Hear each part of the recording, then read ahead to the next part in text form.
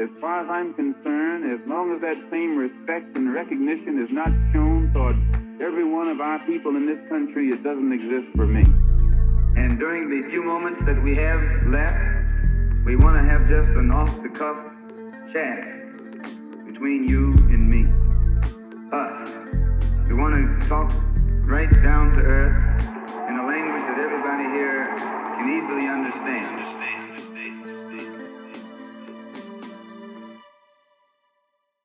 Welcome back to another episode of The Malcolm Effect. Joining me today, it is an honor and privilege to be joined by Professor Aviva Chomsky. Welcome to The Malcolm Effect for the first time. How are you? Great and excited to be here. Thanks for inviting me to be on your show. Thank you so much. So I know a lot of your work focuses on, I guess, how USA projects its power. But even before that, the processes of colonization that take place in Latin and Central America.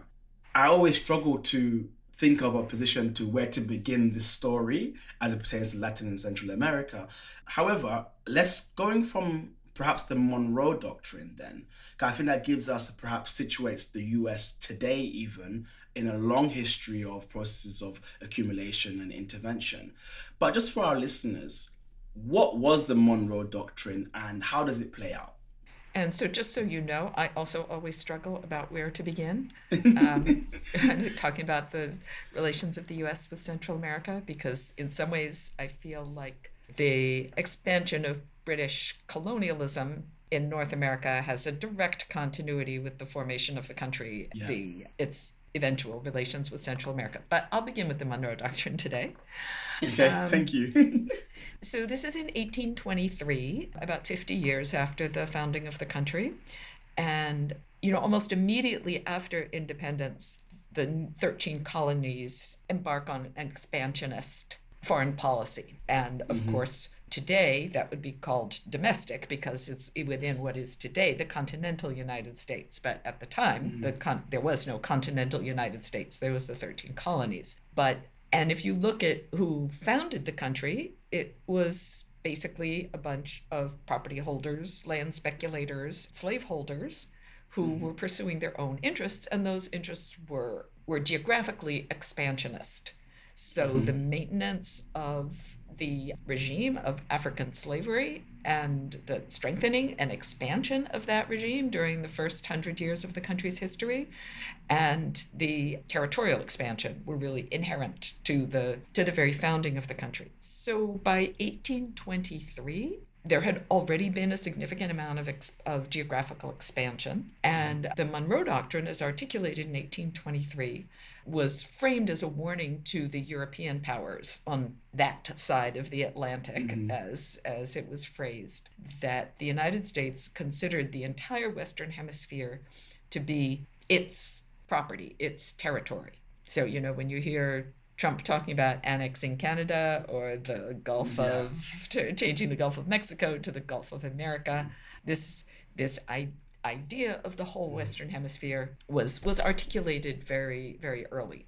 But the part of the argument was that the United States would support the independent countries of Latin America against European interventions. And this was a period when, British and French and Austro-Hungarian interventions were ongoing in the newly independent countries. That is, this was in the context of Latin America's independence struggles and declarations of independence. But it was always a double-edged sword because the threat was of U.S. intervention to supposedly protect these weak Latin American countries from European intervention, but which could easily be interpreted as a pretext for U.S. control. Absolutely. Because really the leaders of the new country of the United States shared a very Eurocentric worldview that inferior non-European peoples were not really capable of self-governance.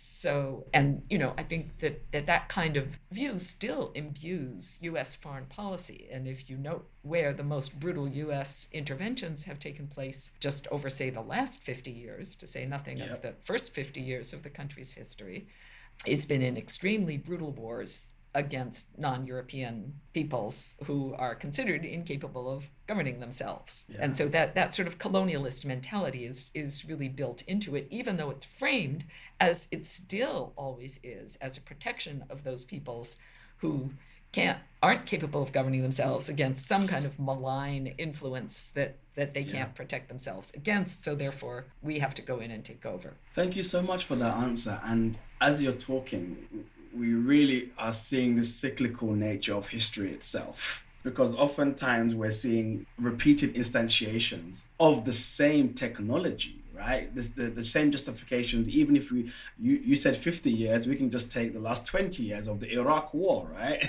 Mm-hmm. It's always framed as yes, we have notions of global security, etc. But fundamentally, it's almost as if the US believes itself to be vested with a God-given right to rule folks or bring folks or into modernity, or for all intents and purposes recapitulate the civilizing mission in many ways.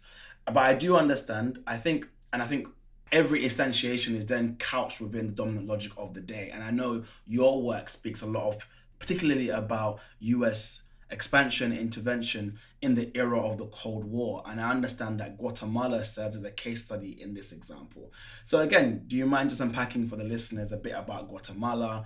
Why often people cite Guatemala as being the first that then lays the groundwork to how the US is then going to proceed around the world.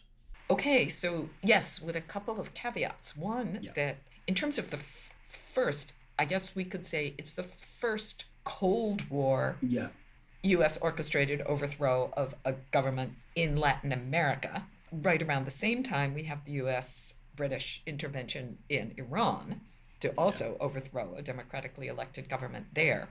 One of the things that changes after World War II is that U.S. military interventions expand dramatically beyond the sphere of the Western Hemisphere, because prior to World War II, it is primarily in the Western Hemisphere, and the United States has been willing to let Europe basically conquer the rest of the world and not interfere with that, as long as Europe keeps its hands off the United States. The other complicating, but in terms of U.S. interventions in Latin America, direct military interventions, they start way before the Cold War, because you have what is here generally called the Spanish-American War, where the United States takes Cuba, Puerto Rico, and also the Philippines, which is actually the first direct U.S. colony in Asia, and also Hawaii.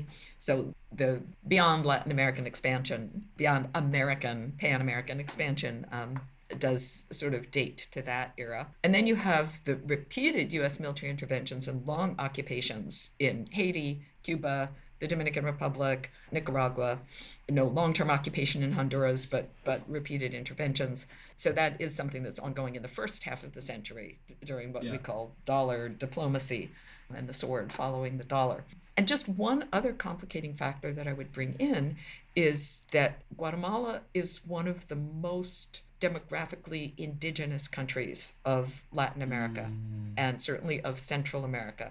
And the ruling elites in Latin America have been historically overwhelmingly Euro descendants of, just as the ruling elites in the United States have been the descendants of the original European colonizers of the land. The same is true in Latin America, although there's some matices, shadings that are a little bit different in Latin America, but certainly ideologically speaking, they're very closely aligned with Europe, and the same civilizing mission civilisatrice that you were mentioning earlier. So these concepts of ruling the savage periphery and the unconquerable Indians are really shared between, say, Guatemalan elites and U.S. elites. And this sort of back and forth between assimilationist, exterminationist policies, both based on the idea that modernity is something European, and to achieve modernity and to move into the future, indigeneity has to be destroyed, either through assimilation or through extermination. So on one hand, you have the United States constructing all of Central America as kind of like Indians in need of foreign tutelage. And on the other hand, you have a kind of an alliance between US and Guatemalan elites in terms of, we're facing the same problem of these ungovernable indigenous populations. So I just wanted to bring that paradox in a little bit too. But So the dominant economic model imposed by these Euro-identified elites of Central America, and really pretty much everywhere in Latin America after independence, is one that's generally called export-led growth. The idea that making closer relations with Europe, and sometimes with Europe as a kind of a counter to the United States, because the fear of domination by the United States is also really deeply embedded among Central American elites. But that the road to modernity has to do with the privatization of land, the destruction of indigenous communities as legal entities with collective rights to land, which is something that Spanish colonialism had actually preserved. This sort of 19th century liberal ideologies of promoting, especially European, but also US investment in the development of an export economy. And of course, that required a lot of land grabbing. And the land that was grabbed was indigenous land, and the creation of some kind of a wage labor force, nominally wage labor force, by the end of the 19th century, by the middle of the 19th century, under anti-slavery ideologies, but with the ideology that these primitive peoples were so backward they wouldn't work unless there was some kind of force involved. So vagrancy laws and debt peonage, very similar to what's happening in the United States after slavery is abolished in the United States, is also going on in Central America. So all this is background for the increasing dispossession of Guatemala's extremely large indigenous population over the course of the late 19th and especially early 20th centuries. Concentration of land, the building of an economy based on the export of coffee, a lot of German immigrant, but very also intertwined and dependent on the United States for financial backing, investment, and export markets for Guatemala's coffee. And this involves a great degree of indigenous dispossession, displacement, and various forms of forced and contracted labor, the new coffee plantations. So, and of course, dictatorial government to enforce this. So with the Depression, there starts to be some questioning of this economic model on the part of some sectors of the more educated elite of Guatemala. And in the early 1940s, in 1944, there is a sort of a bloodless coup carried out against the military dictator by younger officers who bring in this modernizing idea of democracy, education, that indigenous uplift through education and assimilation, but a widespread granting of labor, land rights, agrarian reform. And the biggest targets of agrarian reform are foreign investors rather than Guatemalan elites. And this is something that's also happened really typically in Latin America, that in order to keep the loyalty of landed elites, urban modernizing governments have kind of allowed them to maintain their rural dominance to a certain degree. So the new government takes over in 1944, carries out elections twice. There's the first and maybe only truly democratic handover of Guatemala from one elected government to another. In 1952, the government, the president who's elected in 1952, Jacobo Arbenz, starts to implement a really pretty radical land reform, and it's targeted to a great extent United Fruit Company holdings. And just to situate this geographically, the United Fruit Company, which is of course a U.S. company, operates primarily on the Atlantic Caribbean coast of Central America, which is quite distant from the highland and Pacific-facing majority of the population of these countries of Central America. The Atlantic coast is mostly Atlantic-facing, Caribbean-facing, and that's where the United Fruit Company developed its plantations. So United Fruit Company is one of the targets of the Arbenz land reform.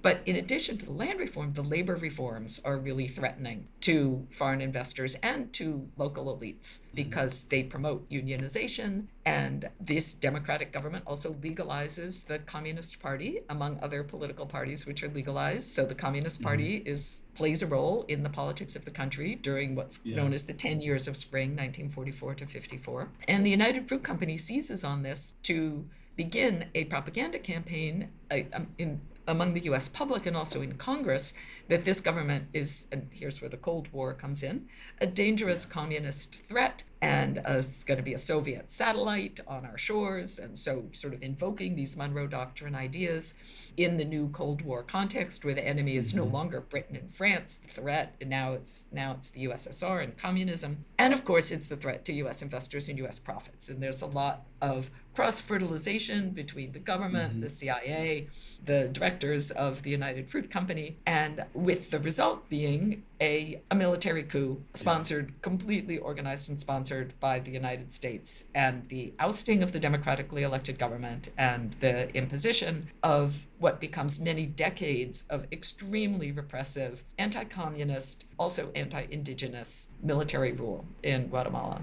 Thank you so much for that detailed and elaborate response. And again, it is the technologies of, whether you want to call it neocolonialism, but time and time again, we are seeing the same manifestations, just in different contexts, right?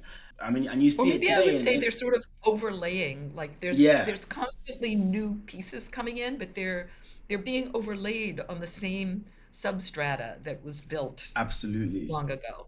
Absolutely. I mean, we see it time and time again in the kind of in the hubris by Congress people, right? And also outside of people. Now Elon Musk is in government when he will say, "We will coup whoever we want," for example, right? And in reference to Bolivia at the time and Evo Morales, and again we see that time and time again in the ways in which those who live within the empire and those who are in power within the United States speak about other countries, right? It's almost as if they believe they are divinely mandated or ordained to constantly reorganize the globe in the service of capital, in the service of capital accumulation, that particularly the US interests. And I think that's why we started at the beginning of the show saying it's very difficult to situate. Where do we begin this story even? Because we can find constantly examples of it, or at least different, again, as you said, constantly the overlaying, but the substratum almost remains the same. So I find that really fascinating, and so I really appreciate your response.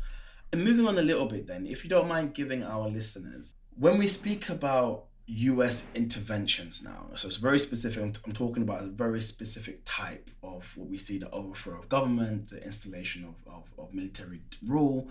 Would you say are perhaps some of the key moments or specific policies that assisted or went alongside US interventions in the region? That could either be the policies or laws that were enacted within the United States, or the policies projected outside as well.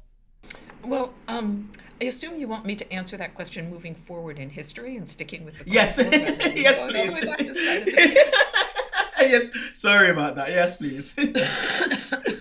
Okay, so the long civil war that began in Guatemala after the 1954 coup has echoes also in El-Salvador and Nicaragua specifically, and in both countries, military rule supported by the United States to a much greater extent in Nicaragua, where this military rule was actually installed by the United States after the long US occupation that ends in 1934.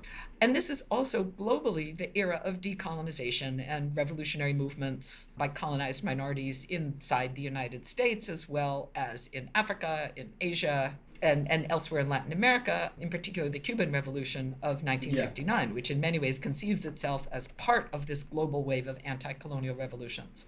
And in part, this is drawing on the supposed commitments made in World War II by the colonizing powers to things like self-determination and global rights and global institutions, the United Nations, and some sort of commitment to equality and rejection of universalism, right? So-called universalism. Universal rights, yeah. So we have in Guatemala, especially in Guatemala, El Salvador, and Nicaragua, small revolutionary movements coming up in the 1960s, growing through the 1970s, reaching a high point with the triumph of the Nicaraguan Revolution in 1979 that overthrows Anastasio Somoza, the long-standing family dictatorship that has ruled Nicaragua ever since the United States turned over power to that particular Anastasio Somoza's father, who was also named Anastasio Somoza, in the 1930s. And there was one more Somoza family member who ruled briefly in the middle there. So, the Nicaraguan Revolution, and the other thing is all of these anti-colonial revolutions are happening in the context of the Cold War. Yeah. And, you can look at this in Vietnam, you can look at this in many African countries, that it's the European colonizers who supposedly represent democracy who are opposing these anti-colonial revolutions. So the democratic demands for sovereignty and self-rule and self-government on the part of colonized peoples resonate much better in the USSR than they do inside the European colonizers. So direct or tacit or even indirect or even non-existent alliances with the USSR among anti-colonial movements are part of this whole cauldron of the post-Cold War period. Yeah. So the Nicaraguan Revolution included many old and new leftist parties. Interestingly, in Latin America, the USSR took a stance against armed revolution, and this meant that the Comintern-affiliated communist parties, which existed throughout Latin America, all opposed armed revolution, and did not join in many, and this even includes in the Cuban Revolution. The Communist Party was only brought in at the very last minute because they were following the Soviet line of we don't support armed revolution. They are like infantile leftists and adventurers, but there's many other Marxist-inspired movements outside the official Communist Party.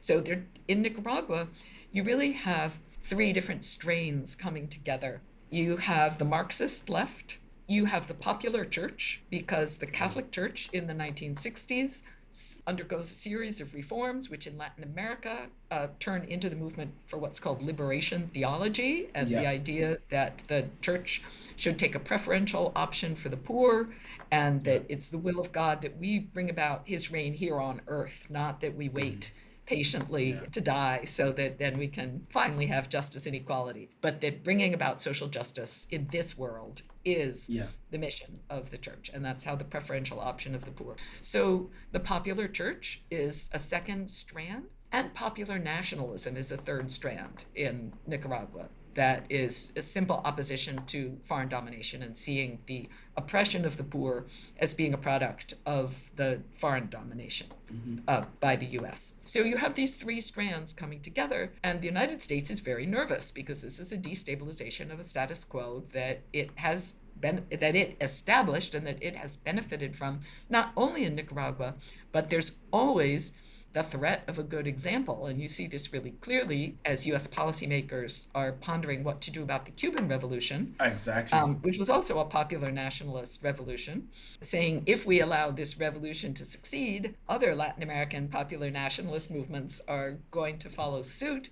And that is going to be a real challenge to the openness to our foreign private capital that is our economic development model for Latin America. And I mean, they say this directly.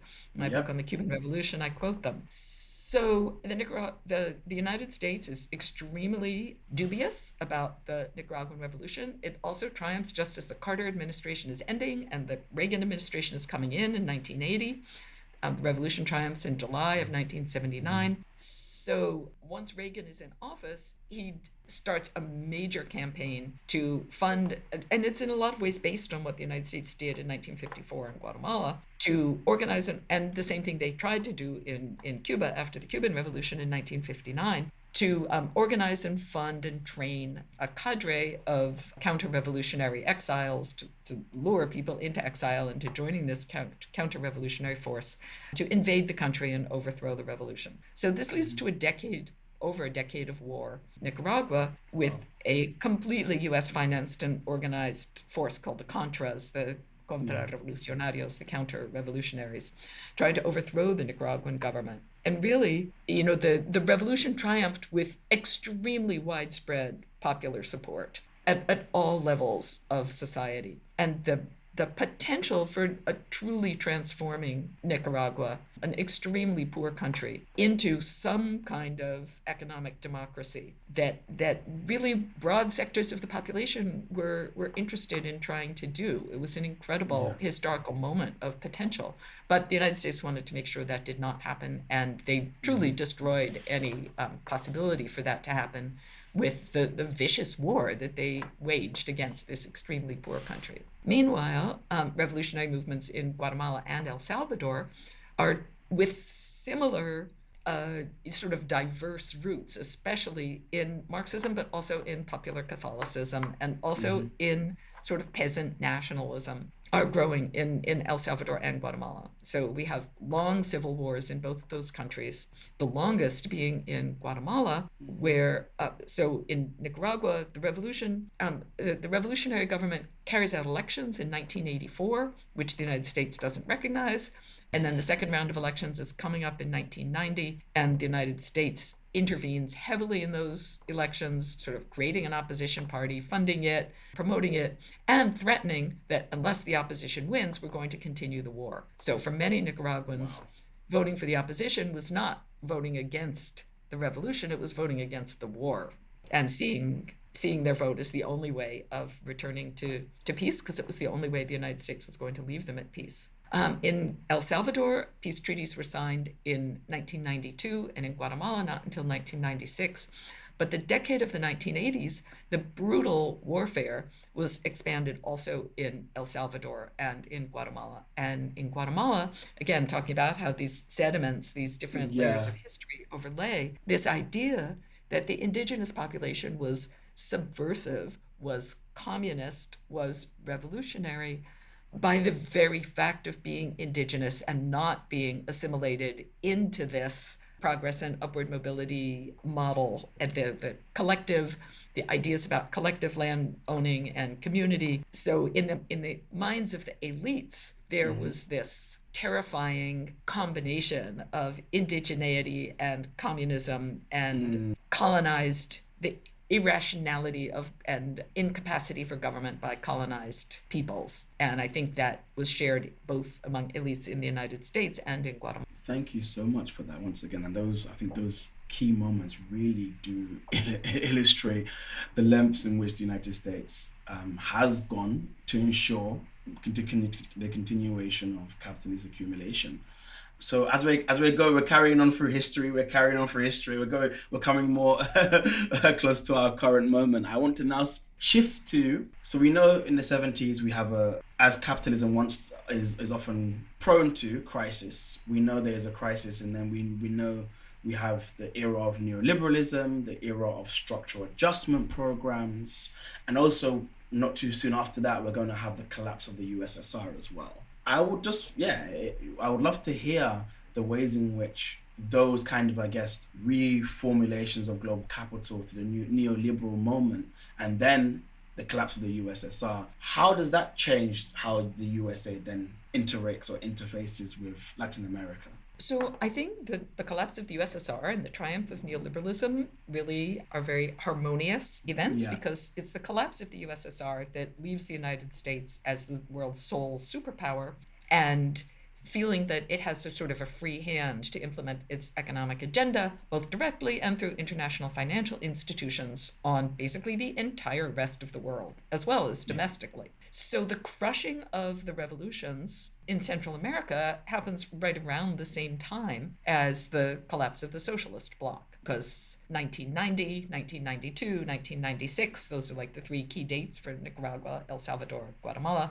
And even in El Salvador and Guatemala, where the wars were ended with treaties, the treaties were more about political compromise rather than economic compromise. And so the land reforms were off the table, the needs of the peasants and indigenous organizations and popular organizations really were not incorporated into these peace agreements, opening all three countries to a full onslaught of neoliberalism, both in terms of the reformulation of governments towards the idea that the goal of government is to facilitate capitalist accumulation in order to repay the huge debts that they had incurred, and not to fulfill the basic needs of their own populations. So, the sort of classic neoliberal model is privatization, opening to foreign capital, cutbacks in all sorts of social services, privatization of social services, so that people have to pay for things that previously the government had provided for them.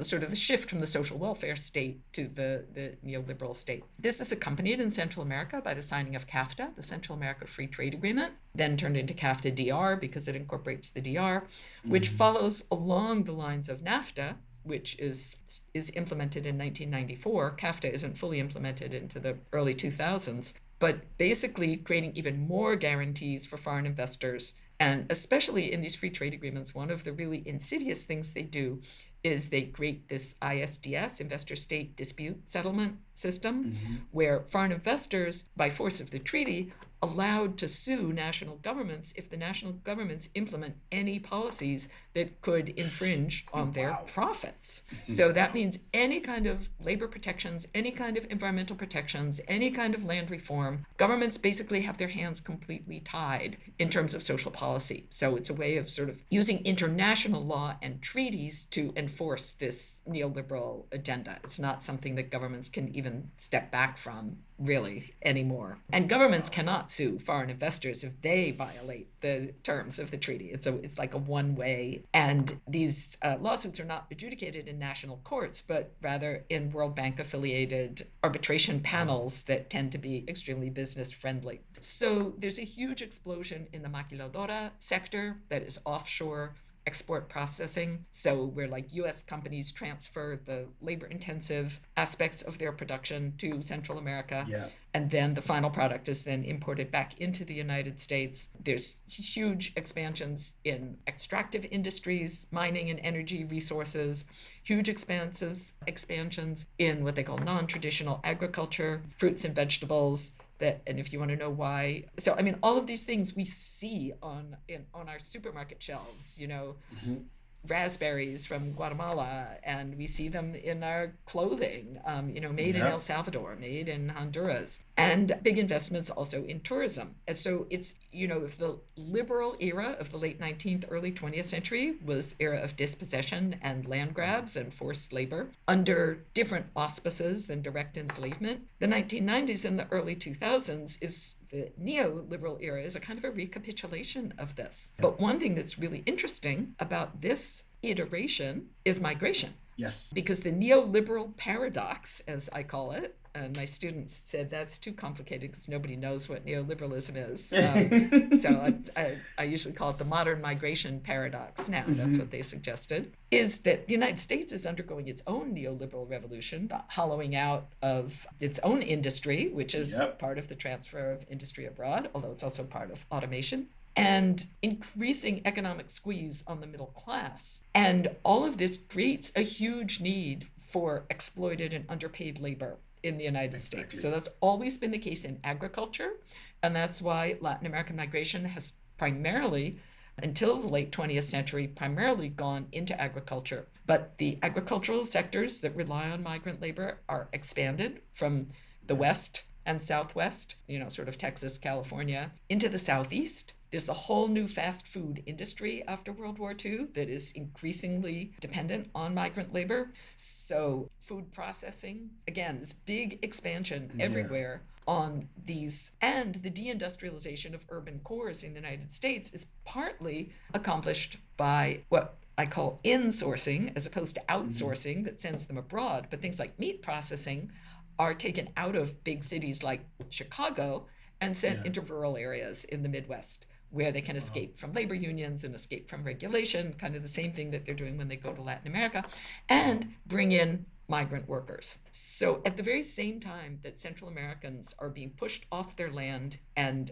out of any opportunity for sustainable living in their own countries because of neoliberal reforms, they're also being drawn to the United States because of these same neoliberal reforms, creating new labor markets in the United States. And then they send back remittances. This is also part of the modern migration paradox. They send back remittances to their families who are still in those countries, which really is the biggest source of foreign aid in all of the Central American countries now, and allows the system to survive. So migration serves as an escape valve. It opens up more land for this particular kind of economic development that's going on in Central America. And it lets exploited, underpaid workers in the United States sustain their families at home and keep the system relatively stable. Thank you so much. And thank you for that segue into the question of migrant labor. That was literally about to be my next question. So thank you for kind of going there first. But I guess I want to couch that, given we're seeing the kind of flurry of Trump signing these executive orders, all right?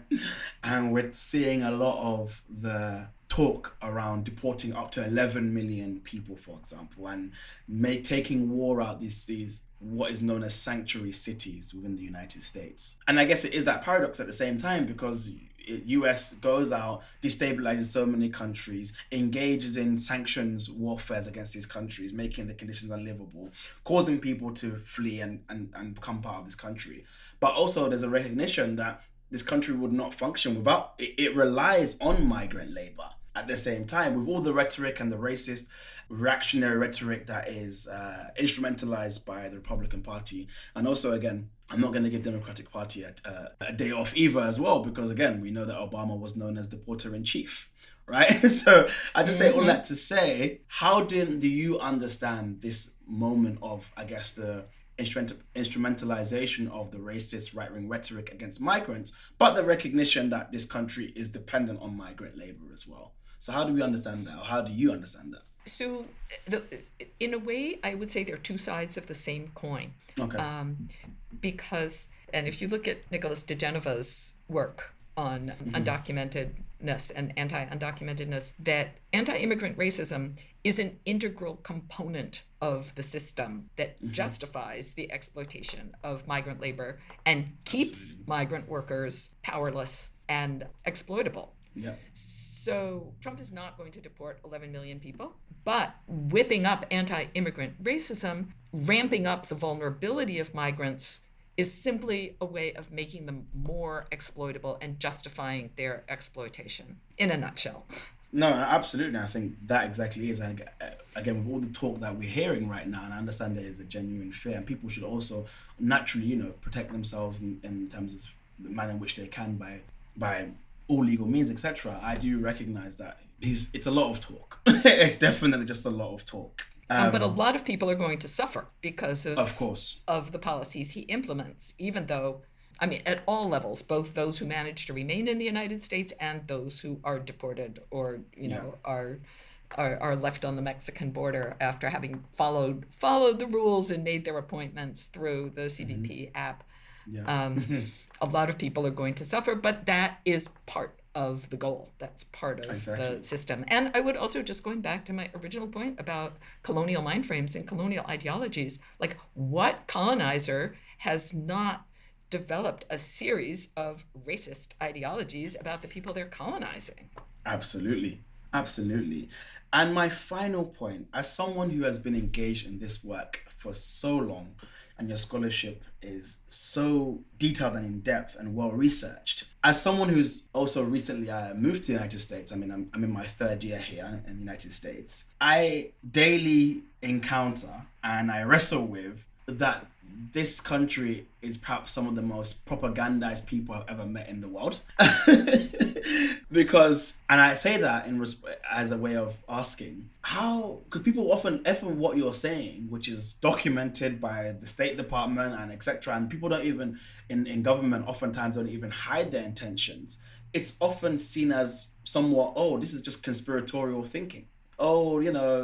Is it? So yeah, I don't know. How do you, just I guess as a final question, how have you been, what's the reception of your scholarship? How do you deal with folks who kind of see, it's just conspiratorial thinking? And I say this actually in funny, a friend of mine, I'm sure they won't mind, a friend of mine was recently applying to a PhD program, literally on the question of CIA intervention in Latin America. And the professor responded back saying, this is just a lot of lefty misinformation. And it won't be taken seriously as a PhD topic. So yeah, just a response to that.